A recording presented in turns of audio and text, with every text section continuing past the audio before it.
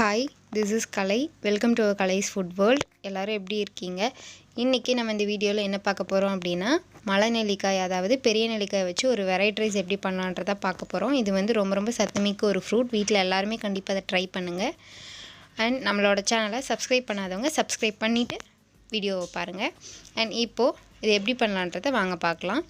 நான் வந்து இதுக்கு 3 மலநெல்லிக்காய் வந்து நான் எடுத்துர்க்கேன். அதை வந்து நான் இது போல துருவி எடுத்துக்கிட்டேன். நீங்க வேணும்னா கிரைண்ட் பண்ணி கூட நீங்க எடுத்துக்கலாம்.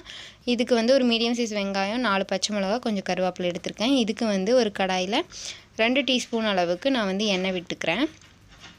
எண்ணெய் விட்டுட்டு அது கொஞ்சம் காயட்டும்.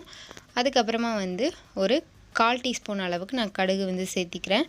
அதுவும் பொரிஞ்சு வந்ததுக்கு பிறகு அது கடலைப்பருப்பு 1 டீஸ்பூன் நான் போட்டுக்கிறேன். அதுக்கு அப்புறமா வந்து வேர்க்கடலையை உடைச்சு 2 டேபிள் ஸ்பூன் அளவுக்கு நான் வந்து போட்டு நல்லா வணக்கிக்கிறேன்.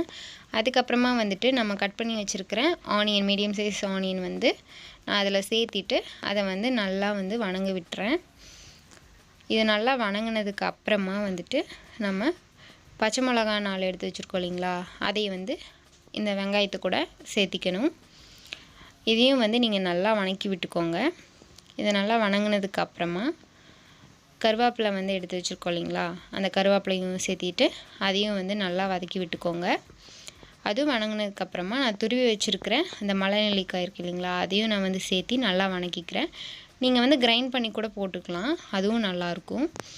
நல்லா வதக்கிட்டு இதில் வந்துட்டு ஒரு 1/4 டீஸ்பூன் அளவுக்கு நான் மஞ்சள் தூள் சேர்த்து அதையும் சேர்த்து நல்லா வதக்கிக்கிறேன். அதுக்கப்புறமா வந்து ஒரு 1/4 டீஸ்பூன் மட்டும் உப்பு போட்டு நான் வதக்கிக்கிறேன். அது கொஞ்சம் வணங்குறதுக்காக. அதுக்கப்புறமா வந்துட்டு சாப்பாடு அதாவது பாயில்டு ரைஸ் அதை வந்து போட்டு அதையும் வந்து நல்லா நான் மிக்ஸ் பண்ணி விட்டுக்கிறேன். அது போக நான் 1 ஸ்பூன் அளவுக்கு அதாவது 1 டீஸ்பூன் அளவுக்கு நான் வந்து உப்பும் சேர்த்திக்கிறேன்.